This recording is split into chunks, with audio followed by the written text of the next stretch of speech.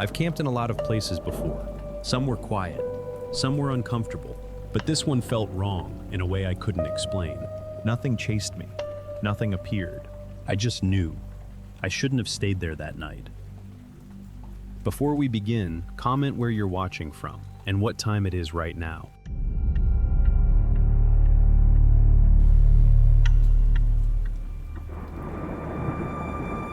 I'd been on the road for most of the day, nothing dramatic, just another stretch of highway, gas stations that all look the same, and that dull kind of tired you get when you've been sitting too long. By the time the sun started dropping, I wasn't picky anymore. I just wanted somewhere quiet to park the RV, make dinner, and sleep. The campground showed up on my GPS almost by accident. A small one, county run. No reviews worth mentioning. Just a name, a pin on the map, and a narrow road leading off the highway. The entrance sign looked old but maintained. No warning notices, no closed after dark. Just a faded board with a campground map and a self-check-in box bolted underneath. I pulled in slowly, tires crunching over gravel. The place was quiet in a way that felt intentional. Not abandoned, just empty. There were campsites on both sides of the road, fire pits, picnic tables, a few power hookups. Everything looked normal at first glance. I parked the RV in an open spot near the middle, shut off the engine. The sudden silence made my ears ring for a second. That was when I noticed the spacing. The campsites weren't close together, not unusually far apart either, just farther than I expected. Each site sat alone, with more dark space between them than felt necessary. Enough that when I stood outside the RV, I couldn't clearly see anyone else's campsite from mine. I told myself it was probably by design, privacy, noise control, something like that. I grabbed the envelope from the check-in box, filled out the slip, and slipped the cash inside. Routine, muscle memory. The map on the board was simple: a loop road, a restroom near the far end, a dumpster next to it. I remember thinking how small it all looked on paper. I stepped back into the RV, set my things down, and checked the time. Still early enough to stretch my legs. The restroom was marked less than a quarter mile away. 2, maybe 3 minutes on foot. I locked the RV out of habit and started walking. The gravel path ran straight ahead. No forks, no turns. Just a line of low lights spaced evenly along the edge of the road. After a minute, I glanced back. The RV was still there, smaller now but clearly visible. I kept walking. The lights continued ahead of me, each one the same distance apart. The trees on either side leaned inward slightly, their branches overlapping above the road. I walked past another campsite, then another. That's when the thought crossed my mind. I couldn't remember passing this many on the way in. It wasn't alarming, just a small mental note, the kind you shrug off. I kept walking. After what felt like a few more minutes, I slowed down. I should have seen the restroom by now. I stopped under one of the lights and checked my watch. I had been walking longer than I thought, not by much, but enough that it made me turn around and look back again. The RV was still visible, still in the same place, and somehow, it didn't look any farther away than it had before. I stood there for a moment, listening to the quiet, telling myself I was overthinking it. Then I started walking back, just to reset. I didn't rush back. There was no reason to. I'd barely walked a few minutes, and the RV was still right there, close enough that I could see the outline of the ladder on the back, close enough to convince myself nothing strange had actually happened. I walked toward it at an easy pace. Gravel shifted under my shoes, the sound too loud in the quiet. As I got closer, something felt off. Not wrong, just unfinished. The distance didn't seem to close the way it should have. I kept my eyes on the RV and counted my steps. 1, 2, 3. I should have been there already. I stopped and looked around. The campground hadn't changed. The same trees, the same lights, the same empty campsites sitting in their little pockets of darkness. I checked my watch again. More time had passed than I expected. Not a lot, but enough to make me frown. I told myself I'd been distracted, that was all. When I finally reached the RV, I unlocked the door and stepped inside, letting it shut behind me. The familiar interior helped, the smell of warm plastic and dust, the soft hum of the refrigerator. I sat down and took a breath. A few minutes later, I decided to try again. This time, I was more deliberate. I grabbed my phone and opened the timer. I didn't plan on doing anything scientific. I just wanted something solid to look at. I stepped outside, locked the door, and started the timer. The path looked exactly the same. Straight, quiet, lit just enough to see where I was going. I walked at a steady pace, not fast, not slow. When the timer hit 2 minutes, I slowed down. At 3, I stopped completely. I should have been at the restroom by then, or at least close enough to see it. There was nothing ahead of me, just more of the same road stretching forward. I turned around. The RV was visible, still parked where I'd left it, still looking no farther away than it had before. I checked the timer, 4 minutes. I stood there for a moment, staring at the RV, trying to understand why my chest felt tight. I hadn't gone far. I knew I hadn't. I walked back. The return trip felt longer. Not dramatically, just enough to notice. When I reached the RV and stopped the timer, it read just over 5 minutes. That didn't make sense, but it also didn't feel big enough to panic over. I went inside again and checked the time on the stove clock, then my phone, then my watch. They all agreed. More time had passed than I could account for.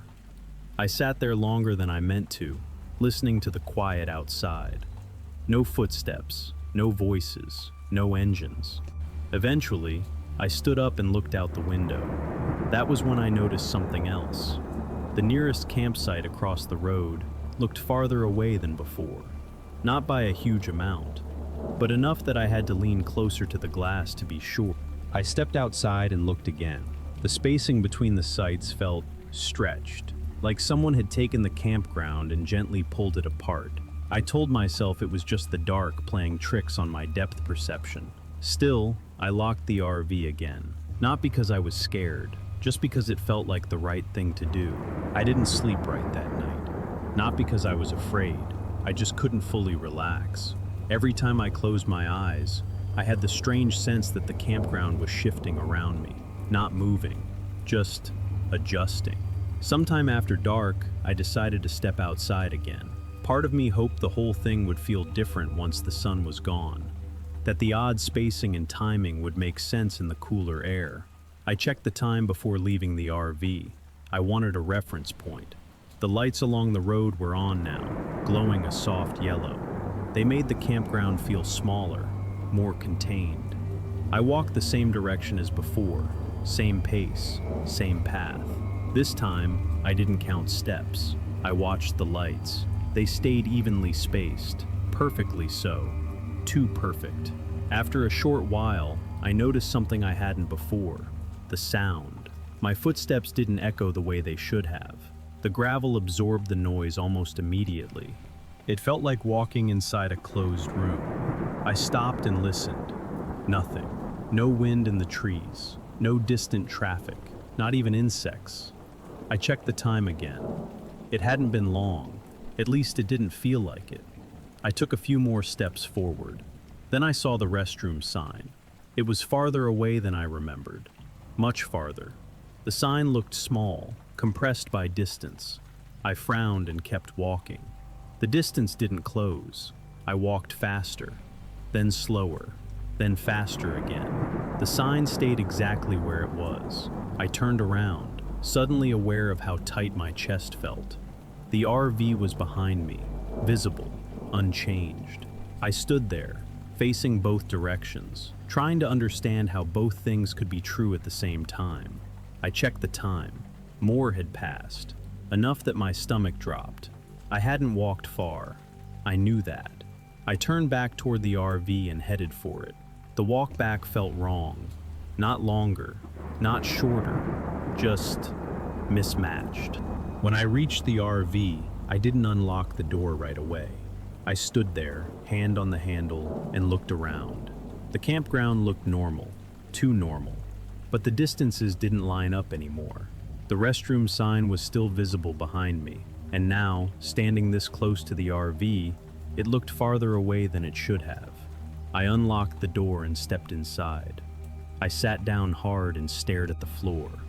Something about this place wasn't broken. It was working exactly the way it was supposed to, just not for me. I decided walking wasn't helping. If anything, it was making things feel worse. So I did what made sense. I got in the driver's seat. The RV felt safer when I was behind the wheel. Familiar, controlled. I started the engine and let it idle for a moment. The dashboard lights came on. Everything looked normal.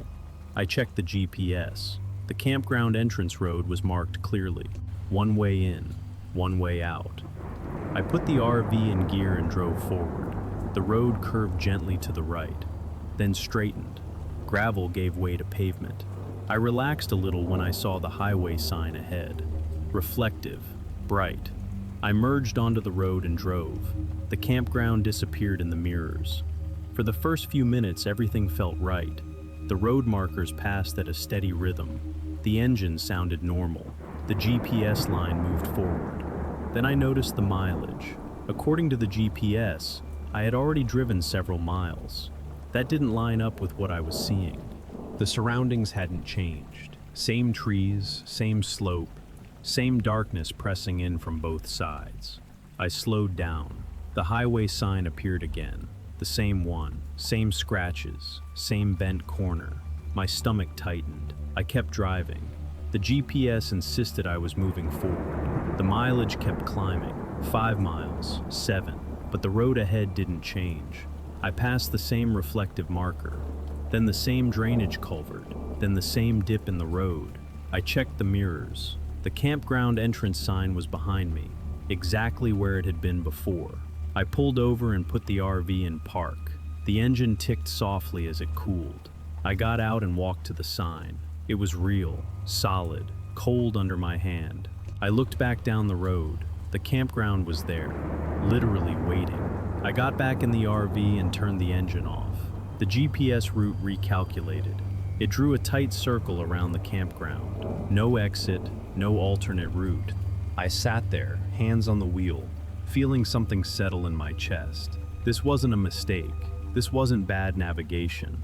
The road wasn't leading away from the campground. It was bringing me back. I stayed parked longer than I meant to. The RV idled quietly, headlights washing the entrance sign in pale light. Beyond it, the campground waited, still, unbothered. I tried the GPS again, then my phone. No signal, no alternate routes, just that tight circle drawn again and again. I told myself I didn't have to decide anything yet, that I could sit there until morning, that daylight would fix whatever this was. I turned the engine off. The silence rushed in immediately, heavy, pressing. I locked the doors, pulled the curtains. Small, practical motions that made me feel like I was doing something. Inside the RV, everything felt normal. Too normal. I heated up food I wasn't hungry for and ate it standing up. Listened to the refrigerator hum. Checked the time more often than I needed to. Outside, the campground lights seemed farther away than before.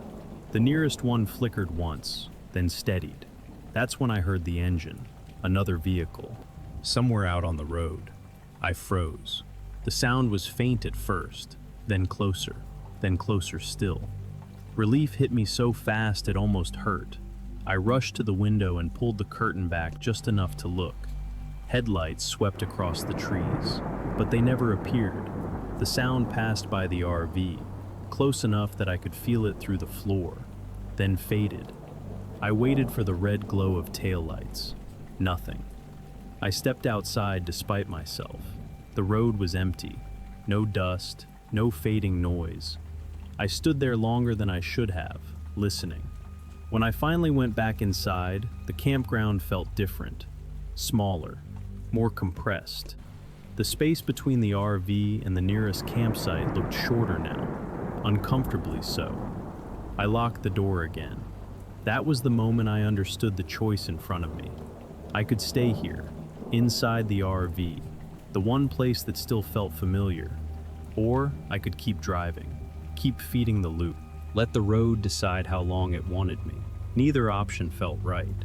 I sat down in the driver's seat without starting the engine, rested my hands on the wheel. The clock on the dashboard ticked forward.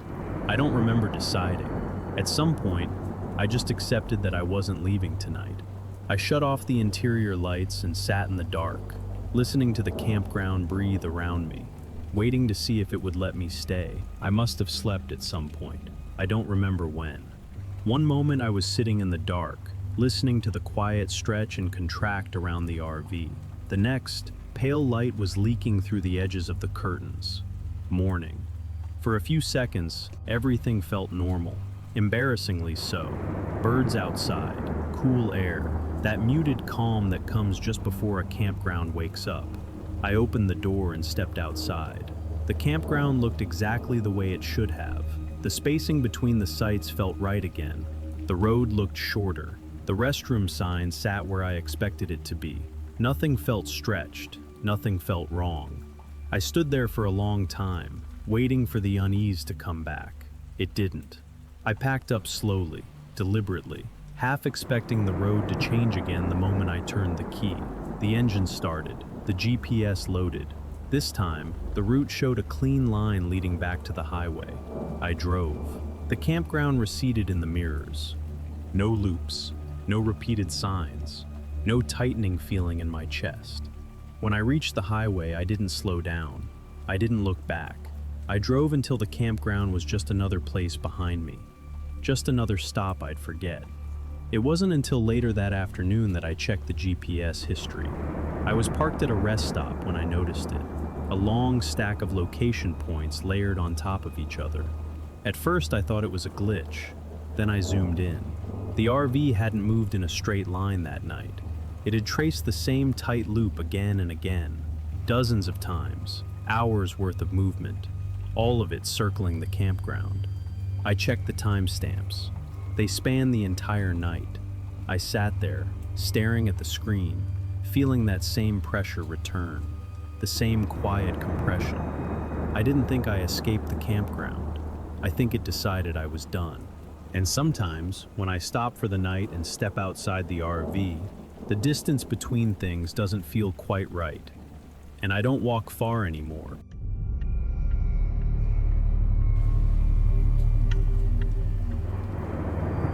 I left the campground earlier than I planned, not because anything dramatic happened, just a feeling I couldn't quite explain. The night had settled in heavier than usual, the kind where the darkness feels closer to the windshield, like it's pressing in.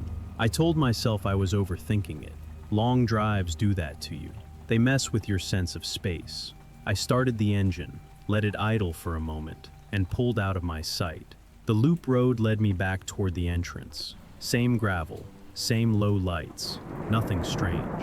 When I reached the end, I saw the highway sign pointing right, just like the map said it would. That small detail mattered to me. Seeing something match expectation was reassuring. I turned onto the highway and felt the RV settle into its familiar rhythm. The road stretched straight ahead, no sharp curves, no sudden drops, just dark asphalt, reflective paint, and the steady white line pulling me forward. The GPS picked up signal almost immediately. Route confirmed. ETA updated. I relaxed. For the first 15 minutes, everything felt normal. A few distant headlights passed in the opposite direction. The radio played static-heavy country music that faded in and out. I didn't bother changing it. Silence felt worse. That's when I saw the sign. It wasn't anything special. Just a standard green highway sign on the right shoulder. Exit number, small town name, distance in miles. I glanced at it as I passed, then frowned. I couldn't explain why it stood out, not right away. Just a tug in the back of my mind. Like hearing a word twice in a sentence and not knowing why it bothers you. I kept driving. The road stayed straight. The trees thinned out. The sky lightened slightly near the horizon, but the sun was still hours away. My headlights carved a narrow tunnel through the dark. 20 minutes later, I saw the sign again. I knew it was the same one the moment it came into view. Same town name, Same exit number. Same small dent near the bottom corner where the metal had bent inward, catching the light at an odd angle. I slowed down. "That's not possible," I said out loud. The GPS didn't react. No rerouting, no warning, just the same calm voice guiding me forward. I checked the mile marker, different number than before. I told myself there had to be more than one sign like that. Same town, same exit number. Maybe I just didn't remember the details correctly the first time.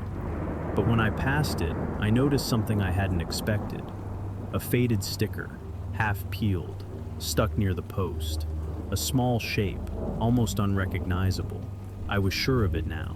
I had already passed this place once. I tightened my grip on the wheel and kept driving, eyes locked on the road ahead. I didn't stop the RV, not yet. I told myself the simplest explanation was usually the right one. Highway signs repeat, town names repeat. My brain was tired, overstimulated, and too eager to find patterns where none existed. So I kept driving. The RV hummed steadily beneath me. The road remained smooth, uninterrupted. No turns, no exits I hadn't already passed. The GPS still showed a clean, straight line ahead, the little arrow gliding forward like nothing was wrong. But my eyes kept drifting to the rearview mirrors. I half expected to see the sign behind me. I didn't. That should have reassured me. It didn't. 10 minutes passed, then 15. The radio cut to silence without warning. No static this time, just dead air.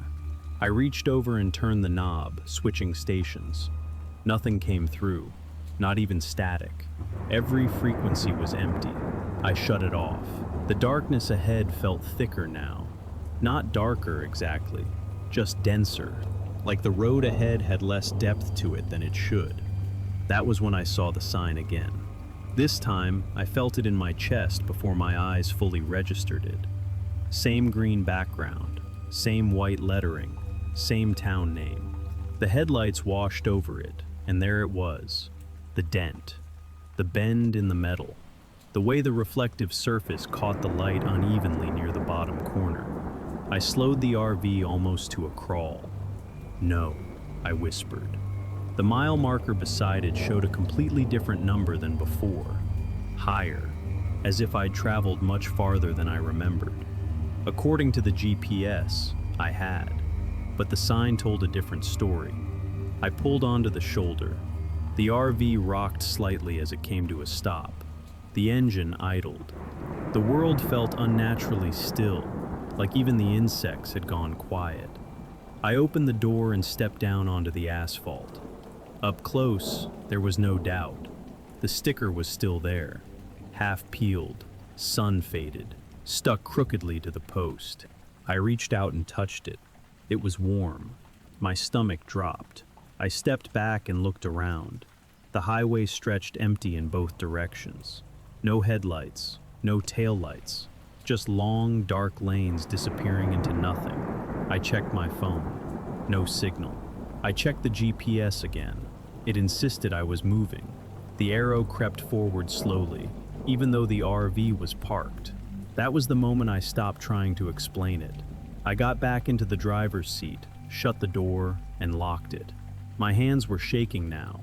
I could feel it in the steering wheel. I didn't turn around. I didn't take the exit. I pulled back onto the road and kept driving. Because somewhere deep down, I knew one thing for sure. Stopping wasn't going to help. I focused on the road and nothing else. That became my rule. Not an official one, just something I clung to so my thoughts wouldn't spiral out of control. White line, reflectors, dark pavement. As long as those stayed consistent, I told myself I was still moving forward. I drove for what felt like another 20 minutes. The engine temperature stayed normal. Fuel dropped, but slower than it should have. I watched the gauge closely, waiting for it to behave the way it always had.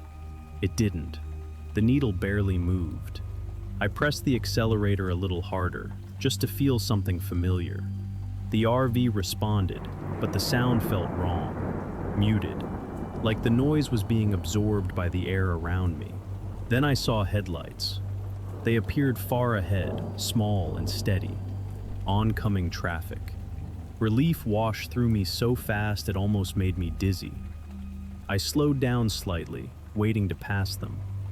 Any second now, I'd see another vehicle up close. Proof that this road's still connected to the rest of the world. The headlights stayed distant. Minutes passed. They never got closer. They just hovered there, fixed in place, like a reflection that didn't belong to anything. I blinked hard and shook my head. "Get it together," I said. I checked the time.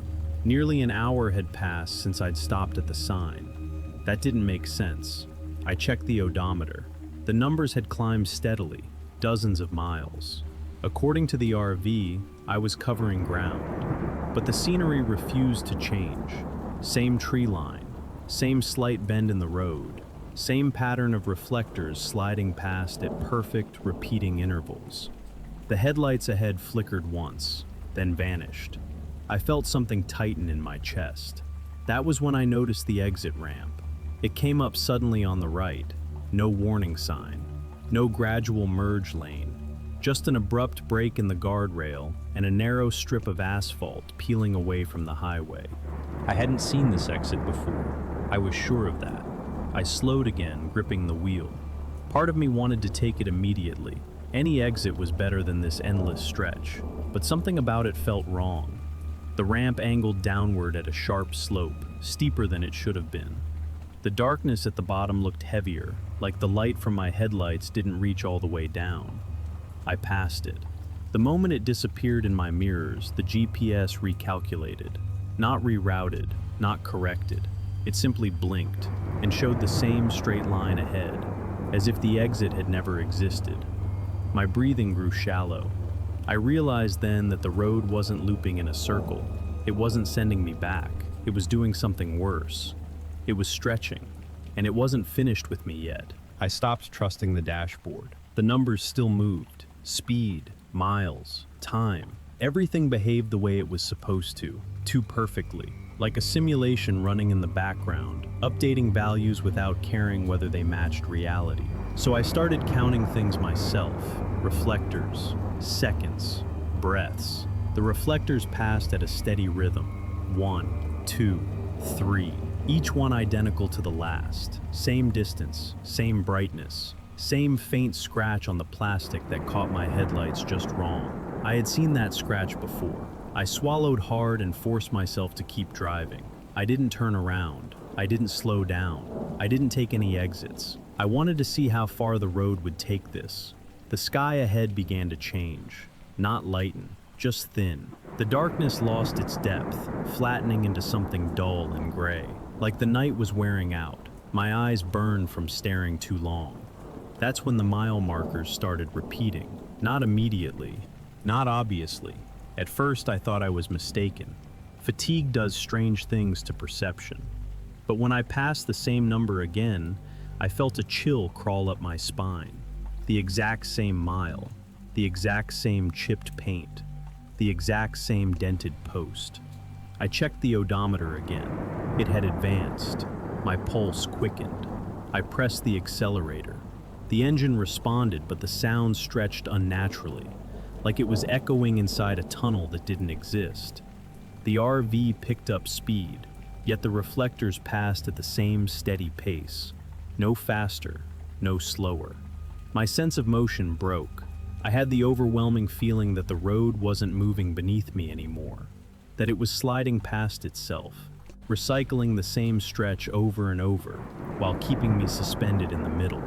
I laughed, a short, sharp sound that died immediately. "This isn't happening," I said. Saying it out loud didn't help. The fuel gauge dropped suddenly, not gradually, not logically. It dipped, as if someone had nudged it down on purpose. Panic flared. I scanned the sides of the road, desperate for anything that didn't look familiar. Trees, signs, a curve, something new. Instead, I saw the headlights again. They appeared ahead, farther this time, dimmer, almost hesitant. I slowed instinctively. The headlights slowed too. I sped up. They pulled away. They weren't on the road. They were part of it. That realization settled in my chest like a weight. I wasn't sharing the highway with something else. I was alone, and the road knew it. I needed an exit. Not a familiar one, not a marked one, just any place where the road would break. My hands ached from gripping the wheel. I forced myself to loosen them, even though every instinct told me to hold tighter. The RV felt smaller now, narrower, like the space inside it was shrinking while the road outside stretched on forever. The fuel gauge hovered lower than it should have, then dipped again. I hadn't driven far enough for that. I was sure of it. My breathing grew shallow. Each inhale felt like it didn't quite reach the bottom of my lungs. I cracked the window, letting cold air rush in. It helped, but only a little. The road ahead finally curved, just slightly, barely enough to notice. Relief surged through me so fast it hurt. I followed the curve, heart pounding, waiting for the scenery to change. Trees leaned differently. The reflectors shifted. The guardrail bent away from the familiar line. For a moment, it felt real. Then the curve straightened, and the road snapped back into place. Same stretch, same reflectors, same endless dark. I shouted. The sound felt wrong inside the RV, like it didn't echo the way it should have. That was when the exit appeared again. No sign, no number, just a break in the guardrail and a narrow lane sloping down into darkness. It was closer this time, close enough that I could see the texture of the asphalt, rough and uneven. I slowed to a stop beside it. The headlights didn't reach the bottom. I sat there, engine idling, staring down the ramp. My instincts screamed at me to stay put, to keep moving forward, even if forward didn't mean anything anymore. But the fuel gauge dipped again. A sharp drop, unmistakable. I didn't have time. I turned the wheel and eased onto the exit. The moment the RV left the highway, the sense of pressure lifted. Not completely, just enough that I noticed the difference. The ramp went on longer than it should have, long enough that the highway vanished behind me. Then the RV rolled to a stop, not because I braked, because the road simply ended. Ahead of me was darkness, unlit, soundless. Behind me, the highway was gone. I don't know how long I sat there. The engine was still running, a low vibration beneath my feet, but the sound felt distant, muffled, like it belonged to another vehicle somewhere far away. I shut it off. The silence pressed in immediately. No wind, no insects, no distant traffic, just the faint ticking of cooling metal and my own breathing. I stepped out of the RV. The ground beneath my boots wasn't asphalt anymore. It felt rougher, uneven, like gravel mixed with dirt. But when I looked down, the beam from my flashlight didn't quite settle on it. The light spread strangely, flattening the texture instead of revealing it. Ahead of me, the darkness didn't behave like darkness. It didn't recede. It didn't deepen. It just existed. I took one step forward, then another. The RV behind me didn't seem farther away, no matter how many steps I took. I turned around, heart racing, and saw it sitting there exactly as before. Same size, same distance. I hadn't moved at all. That was when the headlights came back. Not in front of me, not behind me. They appeared all around, faint points of white light, scattered in the dark, hovering at different heights. Some higher, some low to the ground. None of them moving closer. They weren't cars. They weren't anything I recognized. I backed toward the RV, refusing to take my eyes off them. The door was exactly where it should be. I climbed inside and locked it, even though I knew it wouldn't matter. The dashboard lit up when I turned the key. The GPS screen flickered, then it refreshed. I was on the highway, same road, same straight line, same arrow pointing forward. The fuel gauge showed full. The clock showed a time from hours earlier. The RV rolled forward as if it had never stopped. I drove. I didn't question it. I didn't slow down. Eventually, the sky lightened. The darkness thinned into gray, then pale blue. Traffic appeared.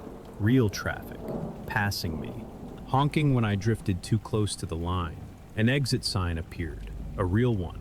I took it. I pulled into a gas station just off the ramp and shut off the engine. My hands shook so badly I had to sit there for a while before I could move. Inside the station, the clerk barely looked at me. The coffee was hot. The floor was sticky. Everything felt aggressively normal. I paid. I left. It wasn't until later, when I checked the GPS log, that I understood. According to the data, I had driven hundreds of miles that night, in a straight line, without ever leaving the same stretch of road. I deleted the log. I don't drive at night anymore. And when I pass a highway sign with a dent in the corner and a faded sticker on the post, I don't slow down. Because I don't think I escaped that road. I think it let me go.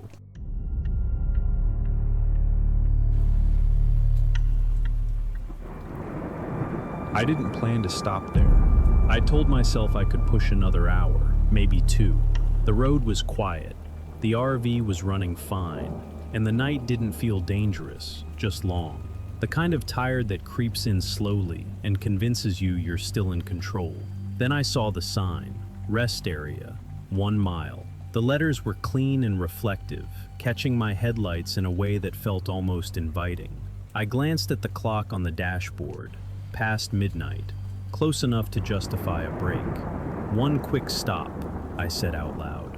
The exit came up smoothly, a wide curve off the highway, well marked, well lit. Nothing abrupt, nothing that made my stomach tighten the way bad exits sometimes do. The rest stop looked normal, a long parking lot with white lines barely visible under the lights. A low concrete building near the center, vending machines glowing behind glass. A handful of cars parked far apart, their interiors dark and empty. I pulled the RV into a spot along the edge and shut off the engine. The quiet that followed felt deeper than usual, but not unsettling. More like the calm you get when you step into a place that's meant for people to pass through, not stay. Inside, the air smelled faintly of cleaner and old coffee. The lights hummed softly overhead. The vending machines made their familiar mechanical noises, cycling through some internal routine. I used the restroom, washed my hands, and stood there for a moment longer than necessary, staring at my reflection in the mirror. I looked more tired than I felt. When I stepped back outside, I checked my phone. No signal, but that wasn't unusual this far out. I unlocked the RV and climbed inside, setting the kettle on the counter while the interior lights warmed the space. As the water heated, I glanced at the GPS. It showed me parked exactly where I should be, right off the highway, between 2 mile markers. Out of habit, I leaned forward and looked through the windshield, searching for the nearest marker sign. It stood at the edge of the rest stop, just beyond the parking lot. The number on it didn't match what the GPS showed. I frowned, comparing the two again. The GPS insisted I'd already passed this mile. The sign said otherwise. I told myself it was nothing. Borders shift, systems lag. Signs don't always get updated. Still, as I sipped my coffee and watched the rest stop lights buzz softly in the dark, I couldn't shake the feeling that I was parked somewhere the road hadn't fully agreed on yet. I finished my coffee slower than I needed to. The rest stop hadn't changed, but something about it felt slightly out of sync. The lights outside hummed at an uneven pitch. One vending machine cycled on and off every few minutes, its motor whining longer than it should. I checked the time again. Only 10 minutes had passed. That didn't line up with how tired I felt. I decided to leave. I stepped out of the RV and locked the door, the sound echoing too loudly across the parking lot. The cars parked nearby hadn't moved. Their windows reflected the overhead lights in flat, dull patches. As I drove toward the exit, I passed the mile marker again. I slowed instinctively. The number was the same as before. I glanced at the GPS. It still insisted I was beyond that point. I told myself mile markers weren't exact, that they could be replaced, shifted, mislabeled. But when I reached the on-ramp and merged back onto the highway, I checked the mirrors carefully.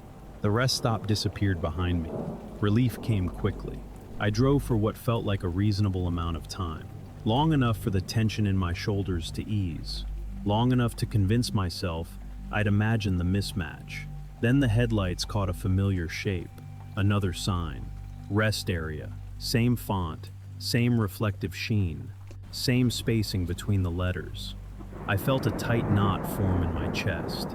The distance marker read 1 mile. That's not possible, I said quietly. I didn't slow down. I stayed in my lane and drove past the exit. The highway continued straight, no sudden turns, no loops. 5 minutes later, the road dipped slightly and the parking lot lights appeared ahead. The same rest stop. I checked the dashboard clock. Only 12 minutes had passed since I'd left. I pulled over without thinking, heart pounding. The RV rolled into the same spot along the edge of the lot.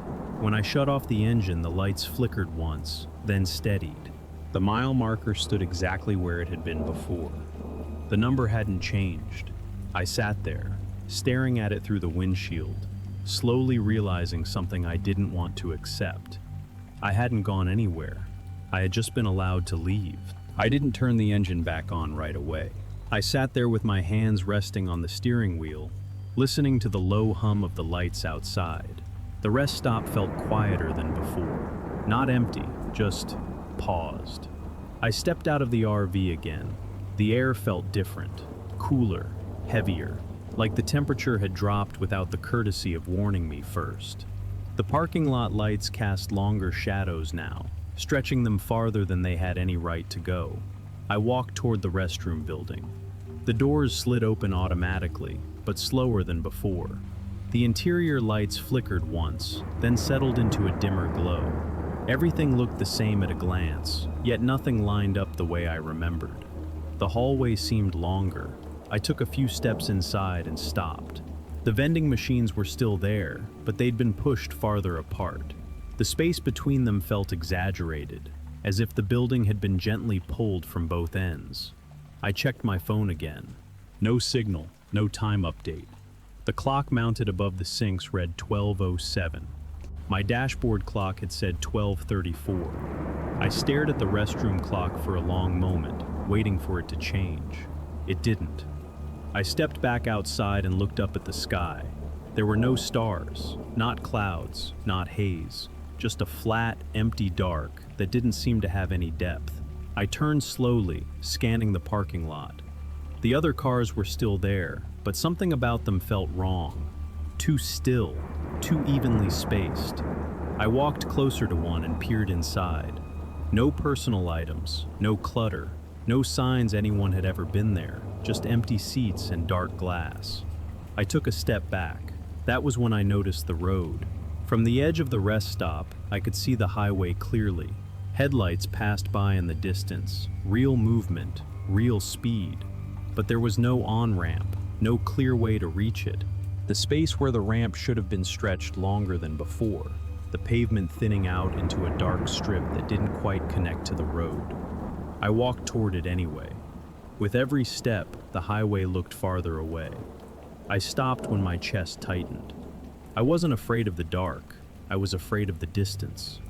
I turned back toward the RV. It was still exactly where I'd left it, waiting. I stayed inside the RV as night deepened, not because I felt safer there. It was just the only space that still felt consistent. The walls were the same distance apart. The ceiling didn't stretch. The floor didn't slope. Yet, I watched the rest stop through the windshield. The lights grew brighter as the sky darkened, washing the concrete in a pale glow that felt too clean. The vending machines flickered in uneven rhythms, their glass fronts reflecting the parking lot in warped fragments. I noticed something else. The lot was bigger, not dramatically, just enough that I couldn't see the far edge anymore. Where there had been a line of trees before, there was now only darkness, as if the boundary had been erased. I stepped outside again. The sound of my footsteps didn't echo the way it had earlier. The pavement absorbed them, dull and flat. When I reached the vending machines, I tried one of the buttons. It accepted my money. It didn't release anything. The display blinked, then reset.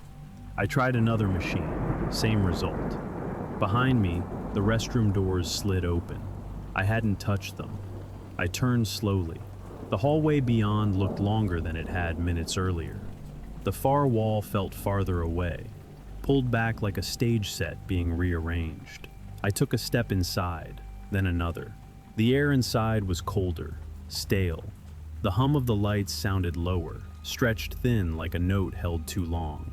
I reached the sinks.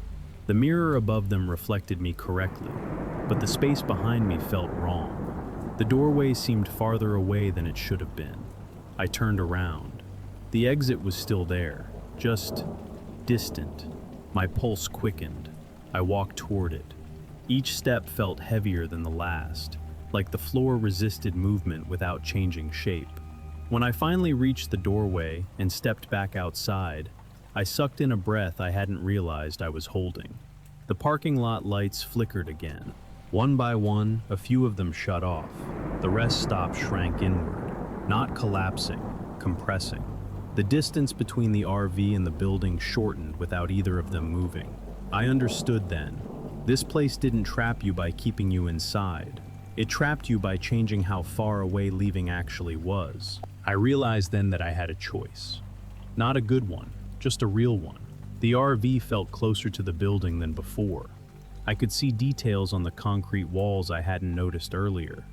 Hairline cracks, stains shaped like spills that never dried. Everything looked sharper, as if the space itself was paying attention now. I checked the fuel gauge. It had barely moved since I'd arrived. That should have reassured me. It didn't. Time wasn't working the way it should here. Distance wasn't either. Fuel lasting longer than normal felt less like a gift and more like another sign that I wasn't where I was supposed to be. I could try to leave again, get back on the highway, force my way through whatever stretch of road waited beyond the rest stop. Or I could stay, sleep, wait for daylight, trust that the place would return to whatever version of itself existed during the day. I sat on the edge of the driver's seat, weighing it. The rest stop lights flickered once more. When they came back on, the parking lot was smaller, not by much, but enough that I noticed the difference immediately. The far edge was closer now. The darkness pressed inward. I stepped out of the RV and walked toward the highway. The pavement beneath my feet felt wrong, softer, as if it would give way if I pushed too hard. With every step, the sound of passing traffic grew fainter, even though the headlights were still visible. I stopped. The distance between me and the road stretched, not smoothly, in small, uneven jumps. I backed away. The RV was closer than it should have been. That decided it. I climbed back inside and locked the door. I pulled the curtains shut, even though I knew they wouldn't stop anything. The interior lights felt dimmer than before, but at least the space around me stayed the same. I lay down on the narrow bed without taking my shoes off. I didn't set an alarm. I didn't expect sleep to help. I just hoped staying still might keep the distance from changing again. I woke to sunlight. For a moment, I thought everything had reset. The RV felt normal again. The air inside was warm. The silence outside carried familiar daytime sounds. Distant traffic, wind moving through trees I couldn't see but knew had to be there. I sat up slowly. Nothing inside the RV had moved. My shoes were still on. The curtains were still drawn. The clock on the dashboard showed early morning. I opened the door. The rest stop was gone. Not abandoned, not closed. Gone. No building, no vending machines, no parking lot. The RV sat alone on a wide patch of gravel beside the highway. The road stretched cleanly in both directions, uninterrupted. Cars passed by at full speed, close enough that the wind rocked the RV slightly. I stepped out, heart pounding. There was no sign of an exit ramp, no on-ramp, no rest area marker, just open road. I checked the GPS. It showed me exactly where I should be. A straight stretch of highway, no rest stop listed, no anomaly flagged. The trip log told a stranger story. According to it, I had been stationary for nearly 8 hours. Parked, engine off. I hadn't gone anywhere. I drove. I didn't stop again until I reached the next town. A real one. Gas stations, traffic lights, people moving with purpose. I pulled into a diner and sat there longer than I needed to, listening to conversations that had nothing to do with distance or time. Later, out of curiosity, I checked the state transportation map. There was no rest stop at that mile. There never had been. The mile markers jumped cleanly over the number I remembered, as if the space between them had simply been skipped. I don't stop at rest areas anymore. Not the small ones, not the quiet ones, especially not the ones that sit between two numbers that don't quite agree. Some places aren't meant to help you rest. They're meant to remind you that the road decides when you're allowed to leave.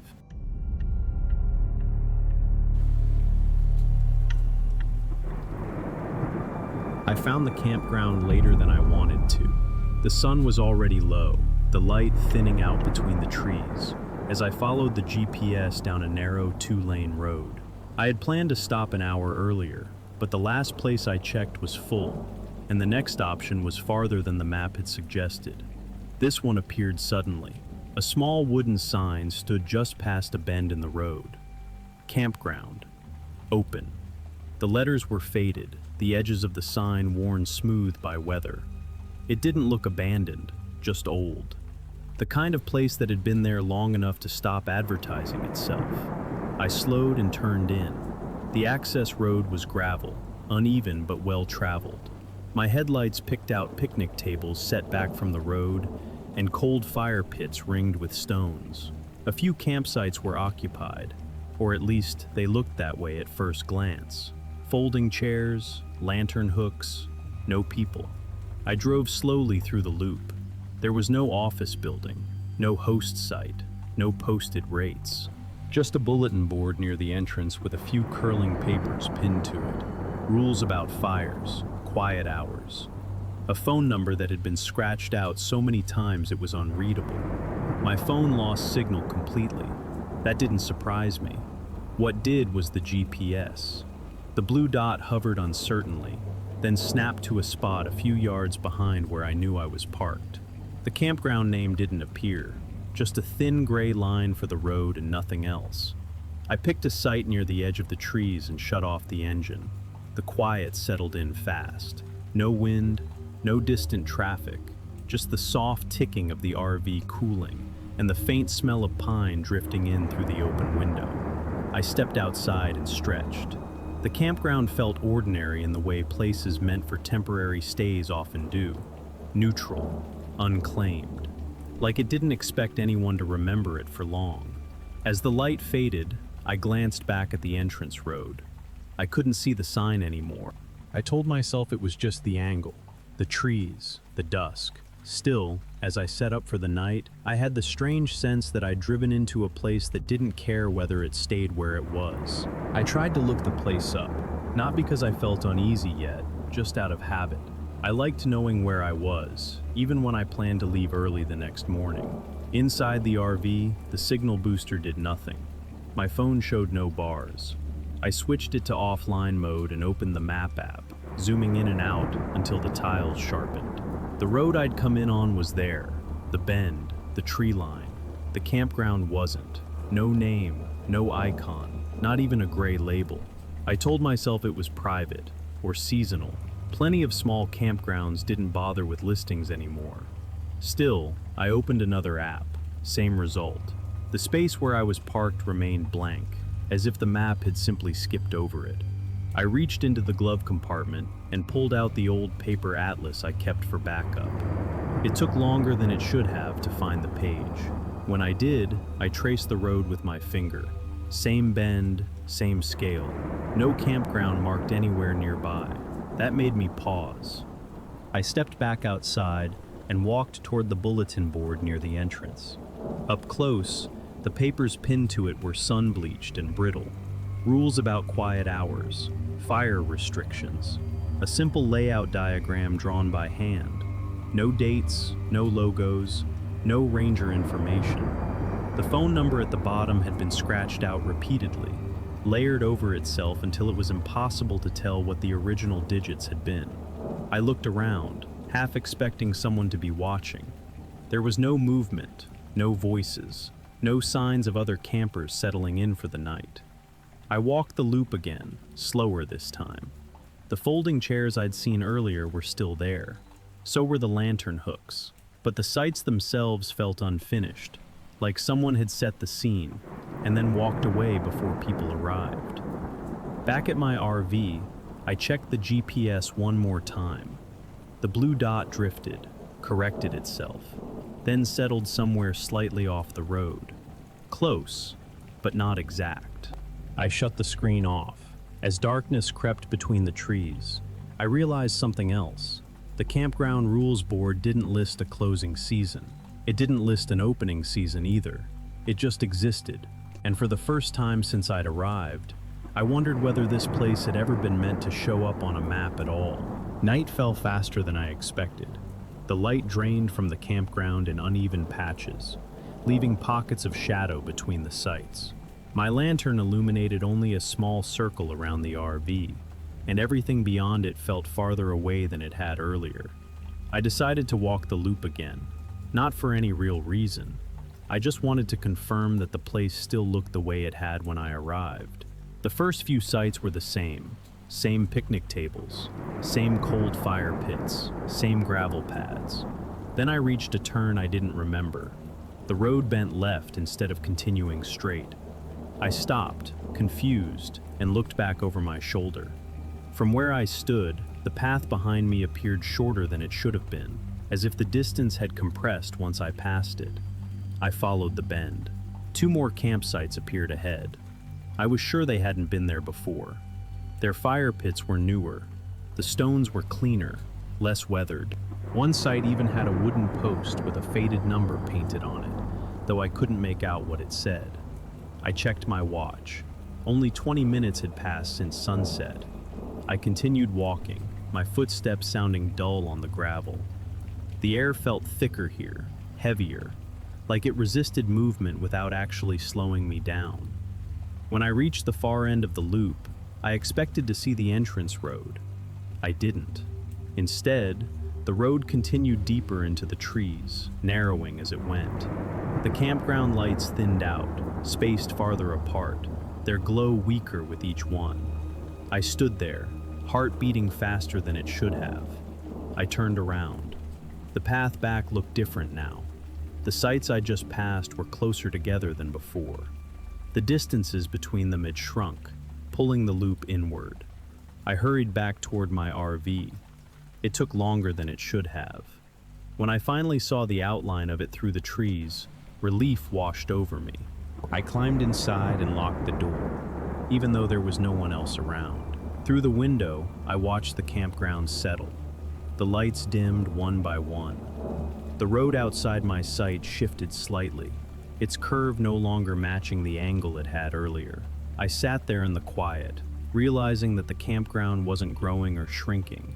It was rearranging itself, and I had no way of knowing how deep inside it I was now. I decided to leave. Not because I was panicking yet, just because staying felt like the wrong kind of stubborn. Campgrounds weren't supposed to change overnight. Roads didn't quietly bend themselves into new shapes. I started the RV and let it idle while I packed up the few things I'd taken out. The headlights cut through the trees ahead, illuminating the gravel road that led back toward the entrance. At least, where the entrance was supposed to be. I followed the road slowly. The first curve was familiar, the second wasn't. I slowed to a crawl, scanning the edges of the road for landmarks I recognized. The bulletin board, the old wooden sign, anything that confirmed I was heading the right way. Nothing appeared.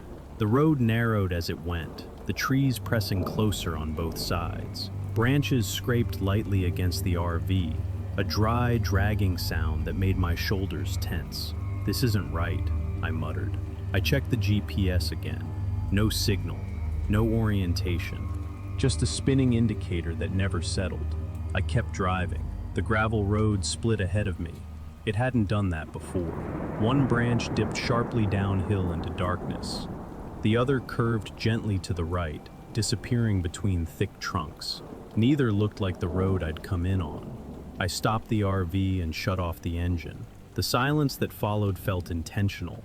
I stepped outside and walked a few yards down the right-hand path.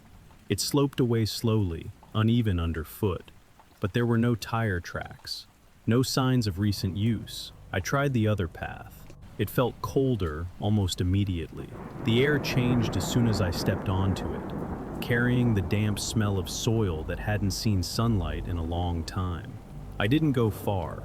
I stood there, listening, realizing something I didn't want to admit.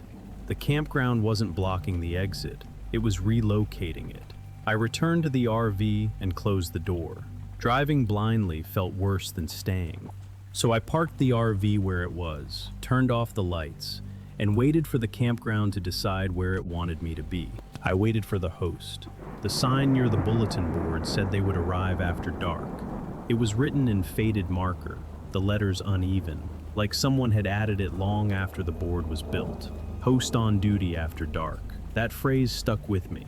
I stayed inside the RV with the lights off, watching the campground through the windshield. The loop road no longer formed a clear circle. It bent inward at strange angles, pulling the sights closer together. Time moved strangely. My dashboard clock advanced, but the night outside didn't feel like it was progressing. The darkness stayed thick and flat, without the gradual changes I expected as hours passed. I tried the radio. At first, it played nothing but static. Then, faintly, a voice pushed through, too distorted to understand. Not music, not a broadcast I recognized. I turned the volume up. The sound vanished. I turned it down. Static returned. I shut it off. The headlights of another vehicle appeared between the trees. Higher surged through me. I watched as the lights moved slowly along the inner road, stopping near the center of the campground. The engine cut out. A door opened and closed. Someone was here. I waited. No footsteps followed. No voices. The lights stayed on, unmoving, illuminating a patch of gravel I couldn't quite place on the map in my head. Minutes passed, then longer. The lights shut off. The vehicle was gone. I checked the fuel gauge, still nearly full, enough to leave. If there had been a way out. I stepped outside, calling out once. Hello? The word didn't travel far. It felt swallowed by the trees. I went back inside and locked the door. If the host was coming, they weren't meant to be seen. And if they weren't coming at all, then this place had already decided something for me. I lay down on the narrow bed, fully dressed, and waited for morning.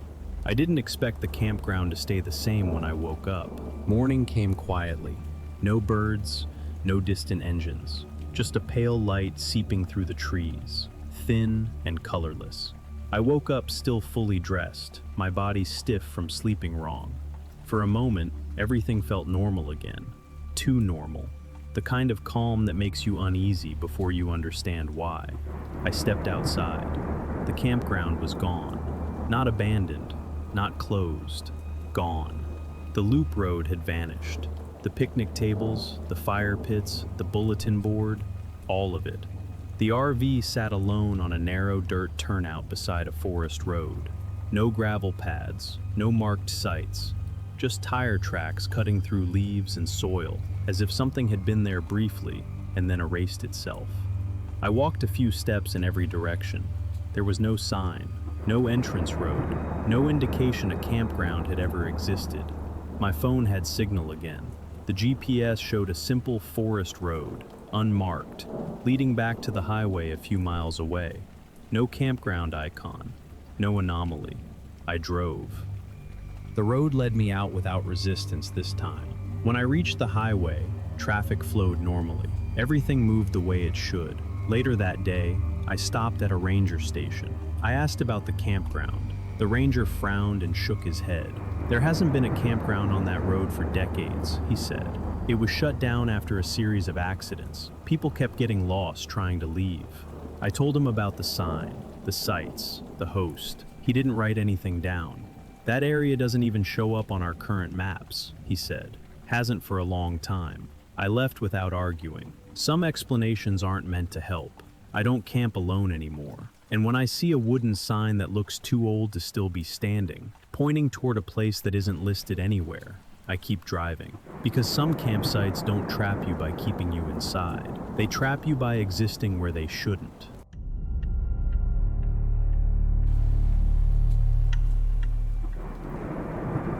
I chose the site because of the space. That was the first thing I noticed when I pulled in. The campground was quiet and wide, the kind of place that felt intentionally spread out, as if it had been designed to give people room to breathe. My site sat near the edge of a clearing. There was a comfortable distance between my RV and the picnic table. Another few yards beyond that, the fire pit. Nothing felt crowded, nothing pressed in. I stepped out and stretched, listening. No nearby generators, no music, no voices. Just wind moving through the trees and the faint crackle of someone else's fire somewhere far off. Perfect. I walked the perimeter without thinking much about it, more out of habit than caution. The neighboring sites were empty, their gravel pads clean and undisturbed. Plenty of room on all sides. If anyone else showed up later, there was more than enough space for them too. I set up slowly.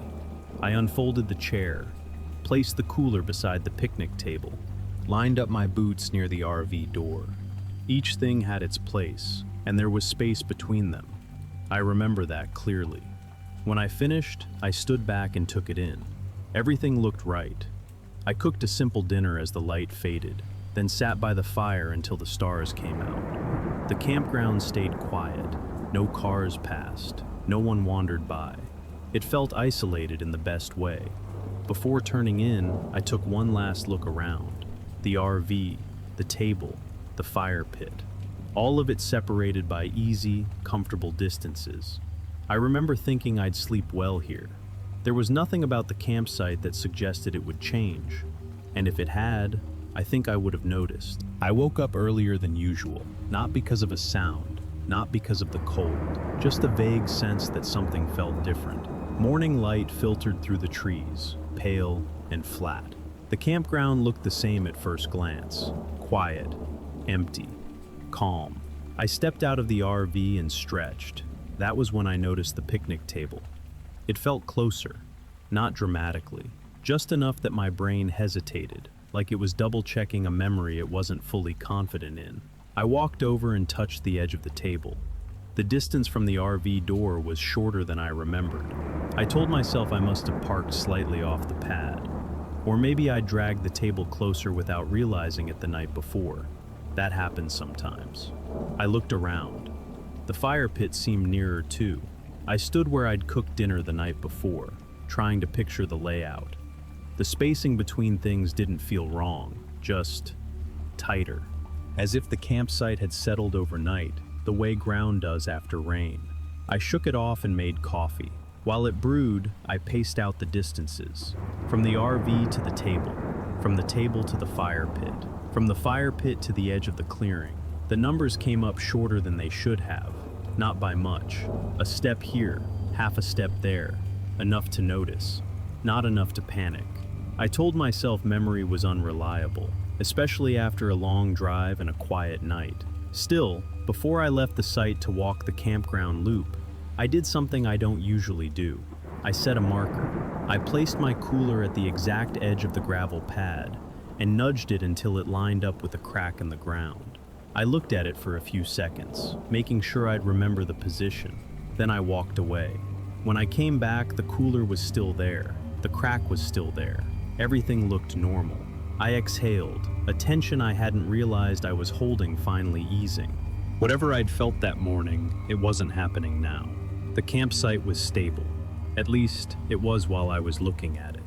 I stayed up later that night. Not on purpose at first. I just didn't feel tired. The quiet felt heavier than it had the night before, like the space around the campsite was holding its breath. I kept glancing at the cooler. It hadn't moved. It was still lined up perfectly with the crack in the gravel, exactly where I'd left it that morning. That should have reassured me. Instead, it made me uneasy. I went to bed eventually, telling myself I was overthinking it. The RV door closed with the same dull thud as always. Nothing followed me inside. I slept lightly. When I woke up, the first thing I noticed was how close everything felt.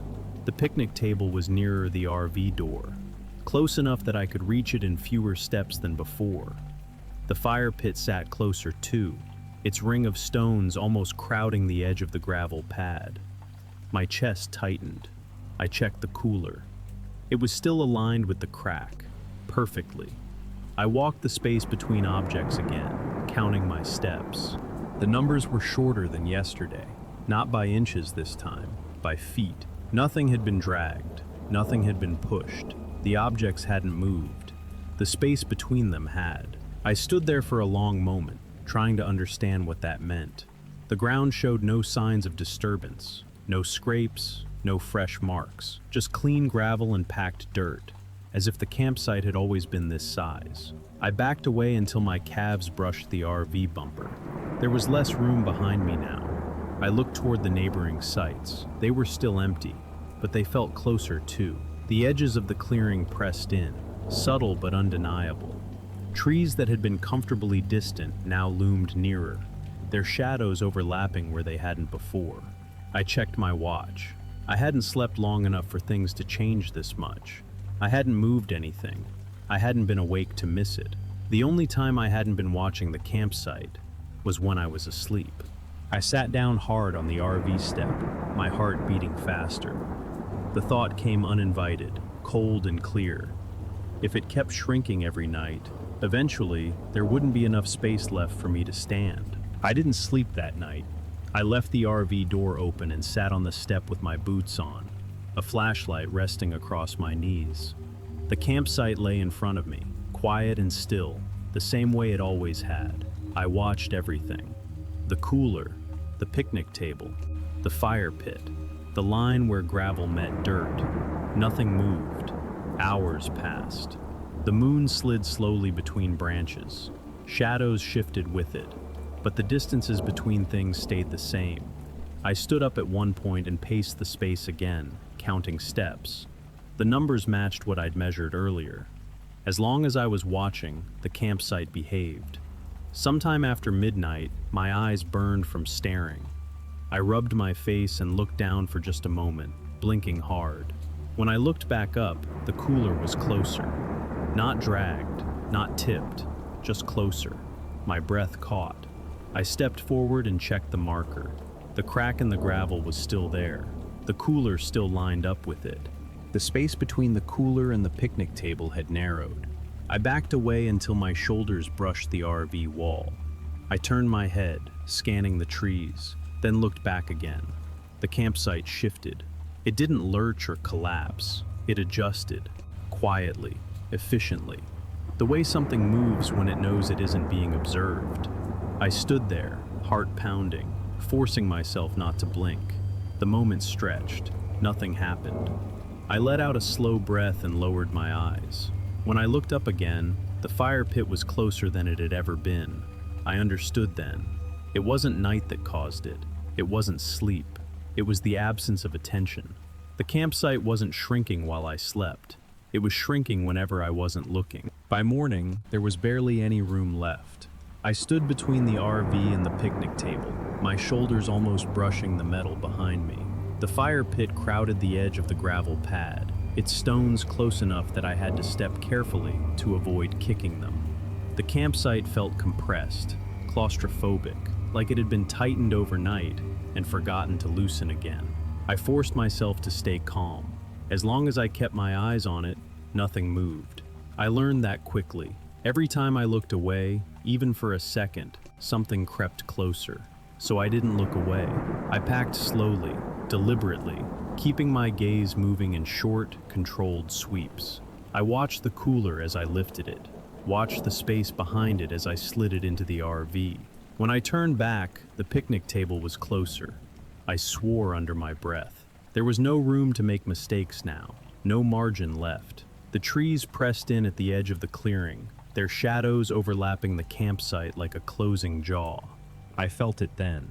If I stayed another night, there wouldn't be enough space left for me to exist here, not to stand, not to lie down, not to breathe. I dragged myself into the driver's seat without looking back and slammed the door shut. My hands shook as I started the engine. For a moment, nothing happened. The campsite didn't change. Then I looked down at the gear shift. When I looked back up, the fire pit was almost touching the RV.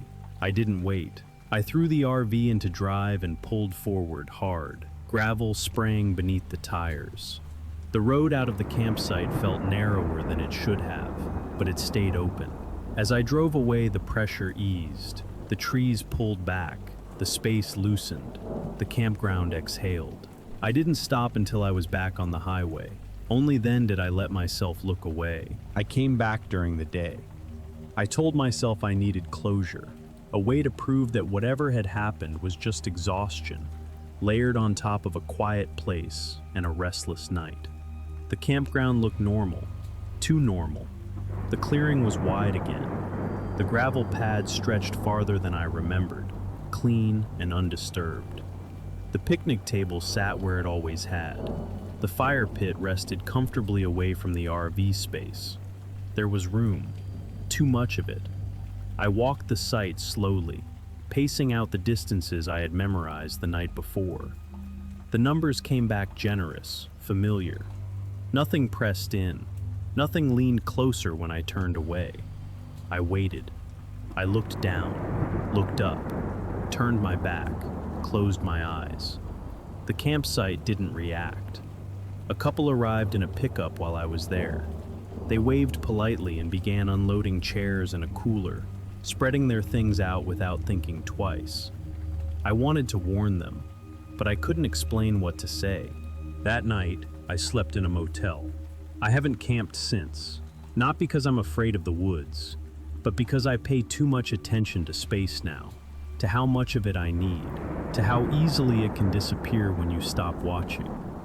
Some places don't trap you by closing the exits. They trap you by slowly removing the room you need to exist.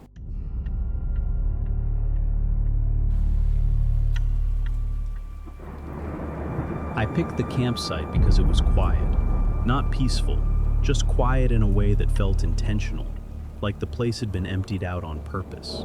The kind of campground you choose when you don't want neighbors, generators, or anyone asking questions. It sat near a tree line with a small lake behind it. The water was flat, dark, and still, reflecting almost nothing. No insects buzzed around the surface.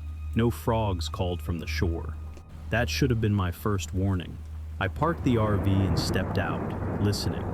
My footsteps sounded dull, like the ground absorbed more noise than it should have. When I shut the door, the thud didn't echo. It just stopped.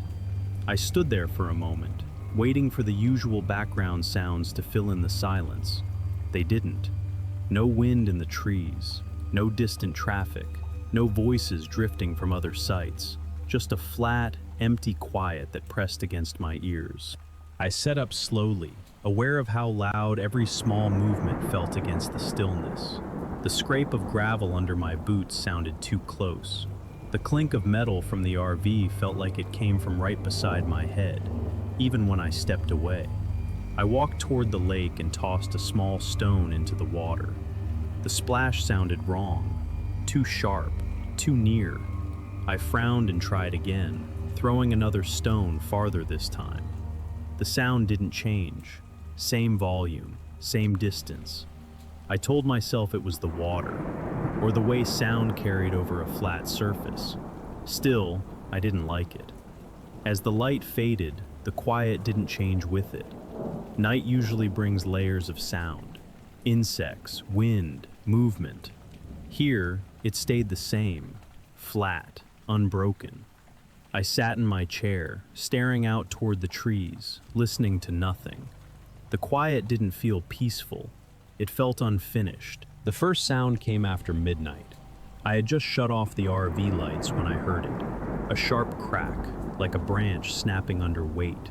It sounded close, too close, right at the edge of the tree line behind the campsite. I froze. I waited for the follow-up sound. Footsteps, scraping, anything that confirmed what I thought I'd heard.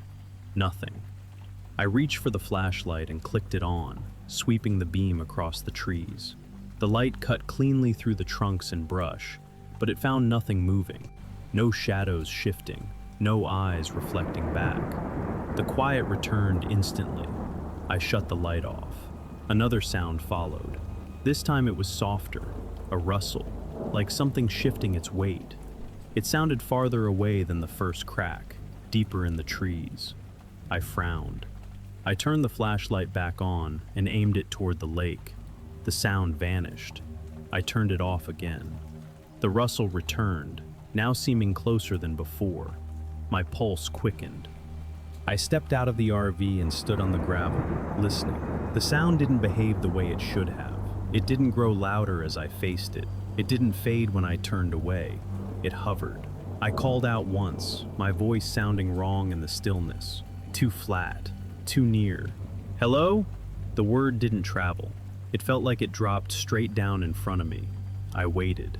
Then, from the opposite direction, I heard it again. A step. Not loud, not rushing, just close enough to make my shoulders tense. I swung the flashlight toward the sound. Nothing. I turned it off. The step came again, closer. I backed up slowly, my boots crunching louder than they should have. Each step I took sounded like it was happening right beside my ear, even as the space around me stayed empty. I didn't know where the sound actually was anymore, only where it wasn't. The campsite where sound travels wrong. Part 3. By morning, I didn't trust my ears. I tested them. I clapped my hands once, hard. The sound landed somewhere behind me, dull and distant, even though my palms still tingled. I turned and clapped again. This time it sounded closer, sharper, like it had snapped right beside my head. I threw a small rock toward the tree line. I heard it hit the ground to my left. I watched it bounce straight ahead. My stomach tightened. I walked a few steps and tried again, tossing another rock toward the lake. The splash sounded the same as it had the night before. Too near, too loud, as if the water were right at my feet. I backed away from the shore and tried once more. No change. Distance meant nothing to sound here. I knocked on the side of the RV. The hollow thud came back from a direction that didn't exist, like it had echoed off open air instead of metal. I laughed once, thin and forced. "Okay," I said. "Okay." The word dropped at my feet. I stopped testing after that. The realization settled in slowly, heavy and unwelcome. If I couldn't tell how far away something was, then I couldn't tell how close it was either. I couldn't tell if danger was approaching, or if it was already there. I spent the afternoon watching the trees and the lake, trying to map the campsite by sight alone. I noted landmarks, counted steps, marked distances with my eyes. As long as I didn't rely on sound, things made sense. But every time a noise broke the quiet, my body reacted before my mind could catch up. My shoulders tensed, my breath caught. The sounds weren't wrong, they were lying, and I had no way to tell which ones mattered. The sound that pulled me out of the campsite didn't feel urgent. That was the problem. It came from the far side of the lake, a slow, uneven crunch that sounded distant and unimportant. The kind of noise you register and dismiss because it's too far away to matter. I grabbed the flashlight anyway. The beam skimmed across the water, pale and thin. Nothing moved on the surface. The trees beyond stood motionless, their reflections broken only by faint ripples near the shore. The sound came again, still far. I stepped closer to the water, angling the light toward where I thought it came from. My boots sank slightly into the damp soil at the edge of the lake. That's when I heard breathing, right behind me. It was soft and steady, close enough that I felt it more than heard it. Warm air brushed the back of my neck. I spun around. The flashlight caught movement at the edge of the beam. A shape recoiled into the trees, heavy and fast, branches snapping as it retreated. The sound of it crashing away exploded outward, suddenly loud and unmistakably close. My heart hammered. I backed away from the lake, sweeping the light wildly. The trees swallowed everything again, leaving only the lake and the empty campsite. The sound that had drawn me there returned, still far, still unimportant. But now I knew better. The dangerous sound wasn't the one that traveled wrong.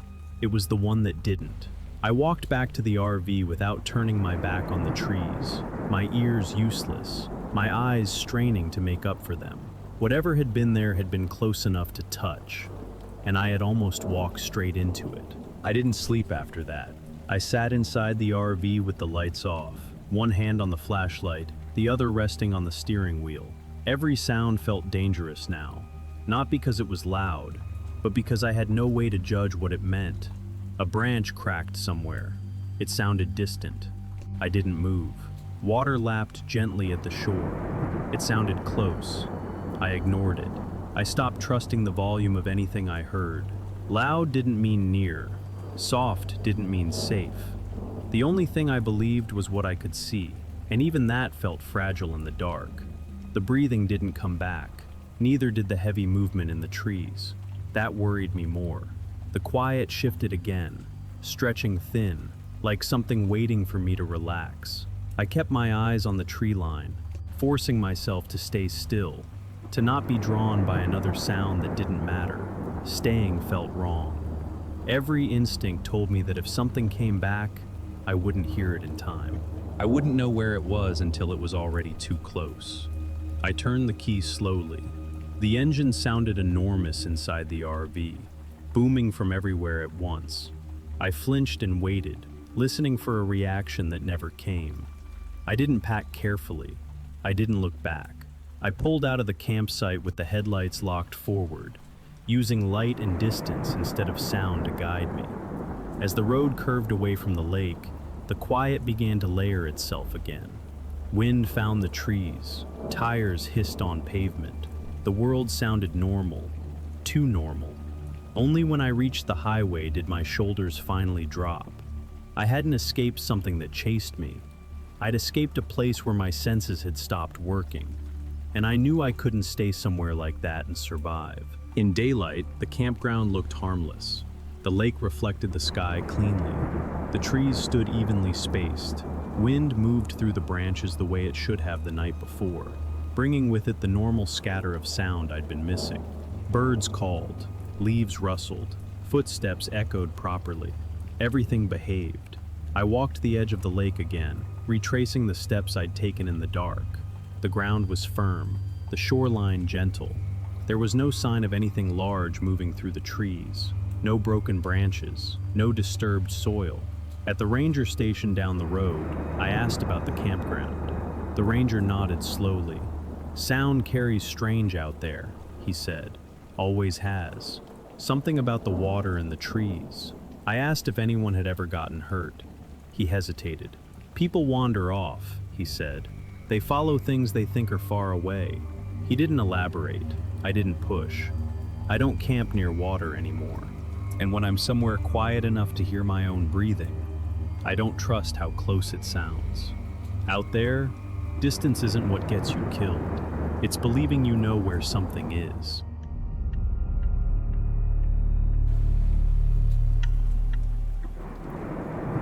I saw the campground before I saw the road leading to it. It appeared through the trees on my right, a soft cluster of warm lights against the dark slope of the mountain. A few lanterns, the dull orange glow of a fire pit, shapes that looked like tents pitched close together. I slowed instinctively. After hours of driving through empty roads, the sight of people felt grounding, reassuring, the kind of relief you don't realize you're craving until it's right in front of you. I checked the GPS, 0.5 miles. That made sense. The campground wasn't far, just tucked slightly off the main road, hidden by the curve and the trees. I kept driving. The road narrowed but stayed paved. My headlights swept across reflective posts and low brush. The campground lights stayed in view the entire time, never blocked completely, just slipping in and out between tree trunks. They looked closer with every turn. I could make out more details now, the outline of a larger tent, a pickup truck parked near the edge, someone moving near the fire, their silhouette briefly cutting through the light. I smiled without meaning to. "Almost there," I said. The GPS still read 0.5 miles. I frowned and checked it again.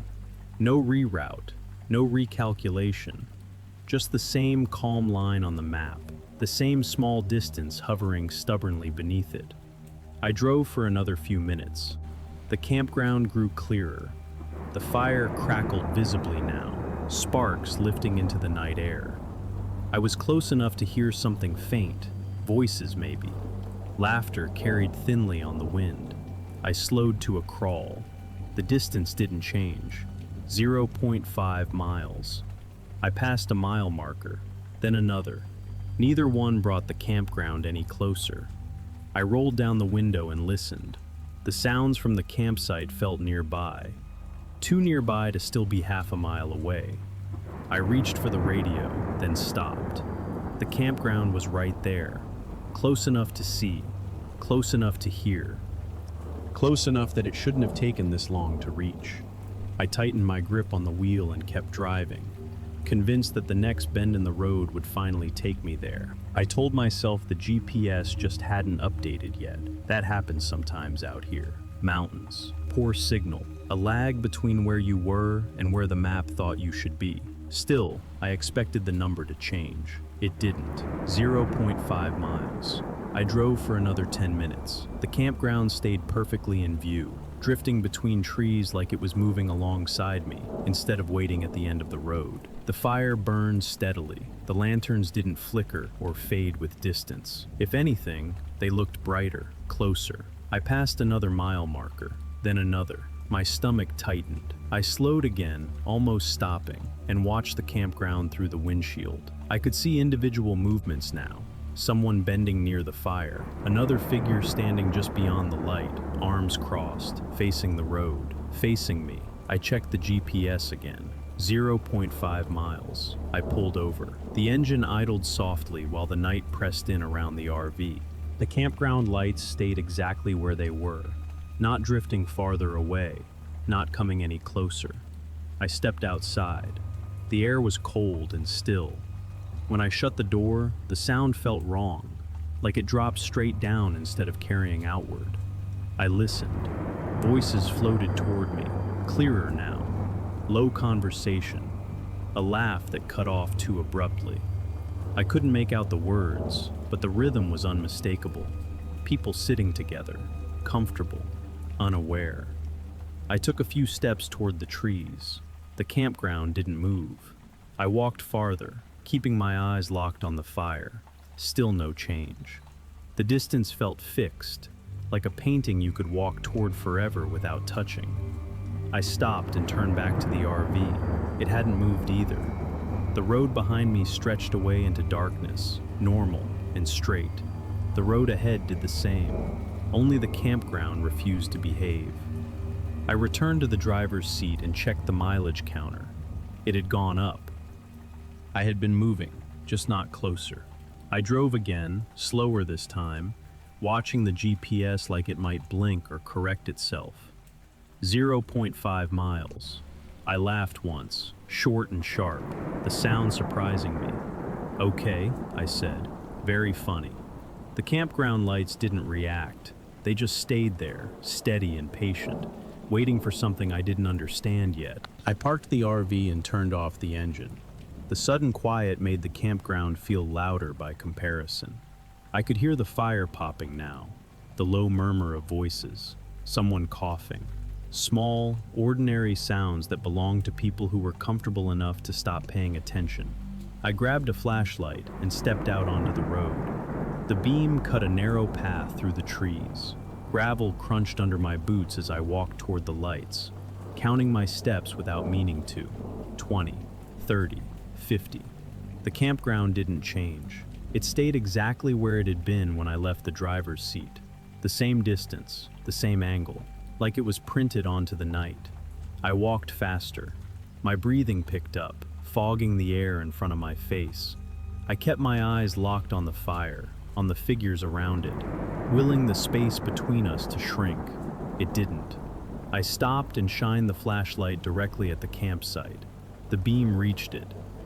I could see the fabric of a tent ripple slightly. The reflective strip on a cooler flashed white. One of the figures turned its head, just enough that I knew they were looking back. But they didn't react. They didn't wave. They didn't call out. They just watched. I waved first, the gesture feeling stupid and desperate the moment I did it. No response. I took another step, then another. The ground beneath my feet felt real, solid. The distance ahead of me didn't. I turned around to check the RV. It was still there, sitting on the road behind me. Not closer, not farther away, pinned in place, just like the campground. I walked back toward it. The distance didn't change either. That was when it sank in. I wasn't standing between two places. I was standing inside something that refused to let either of them move. I stood there for a long time, caught between the RV and the campsite, watching people who could see me but had no reason to help. When I finally lowered the flashlight, the fire kept burning, steady, patient, like it had all the time in the world. I tested it. I took one slow step forward. The campground drifted back, barely noticeable at first. The firelight dimmed by a fraction. The figures around it shifted, keeping the same spacing between us. I stopped. The campground stopped too. My chest tightened. I took 2 faster steps. The distance stretched again, smooth and effortless, like the night itself was breathing it wider.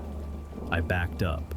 The campground slid closer, not much, just enough to make my skin prickle. "So, you can move," I said quietly. The words felt small out here. I tried something else. I turned away from the campground and walked toward the RV without looking back. I counted my steps, forcing myself to focus on the crunch of gravel and the rhythm of my breath. When I reached 50, I turned around. The campground was closer than it had been all night. Close enough now that I could see faces. They were lit by firelight, calm and intent.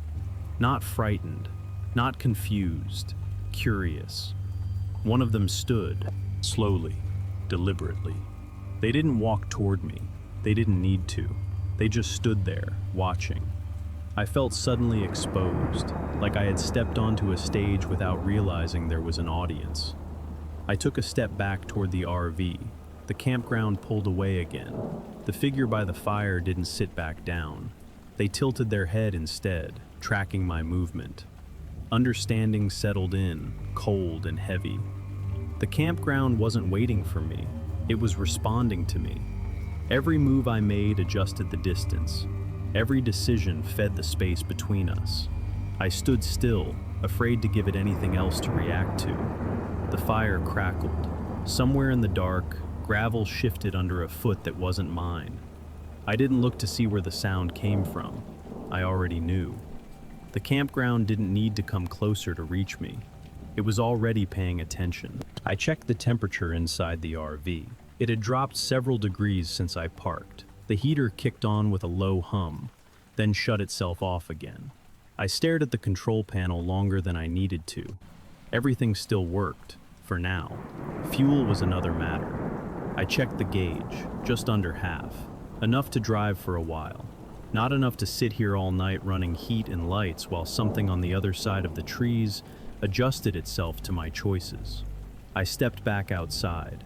The campground waited. Not closer, not farther. Balanced. The people around the fire hadn't moved.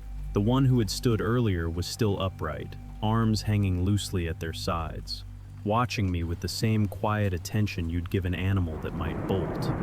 I tried to imagine staying, parking the RV, locking the doors, pretending the campground wasn't there, even though I could see it every time I looked out the window. The thought made my chest tighten. This place didn't feel abandoned. It felt occupied. I took a few slow steps backward toward the RV. The campground crept closer. The firelight brightened. Shadows sharpened. I could hear individual voices now, words still blurred but unmistakably human. I stopped. The campground stopped. I took a step forward. It pulled away again. I laughed softly, more breath than sound. "So that's how it works," I said. The realization was simple and terrifying. As long as I stayed here, the campground would keep me engaged, measuring my movements, responding just enough to keep me from committing to either choice. I could wait it out, or I could leave. I turned away from the lights and walked back to the driver's seat, without looking over my shoulder. My hands shook as I started the engine. In the rearview mirror, the campground stayed perfectly framed between the trees. Not chasing, not retreating, just there, as if it knew I hadn't really decided yet. I drove away. I didn't hesitate this time. I kept my eyes on the road and my hands steady on the wheel, even when the trees thinned and the campground lights stayed visible in the mirror longer than they should have. They didn't shrink. They didn't blur. They stayed the same size, the same distance, as if the road itself was sliding beneath me while the place behind refused to fall away. I didn't look again.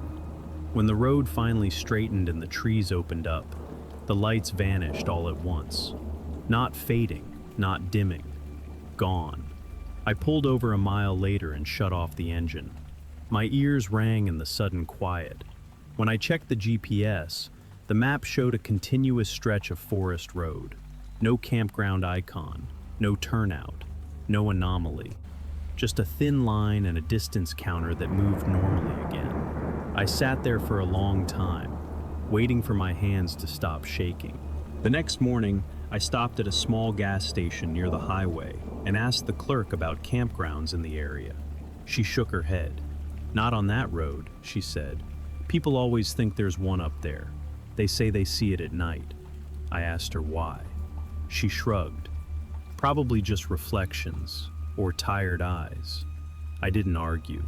Some things don't need a better explanation. I don't follow lights in the woods anymore. And when I see a place that looks close enough to reach, but never seems to get any nearer, I don't slow down. Because some traps don't keep you inside them, they keep you trying. Some places don't attack you, they just wait until you decide to stay.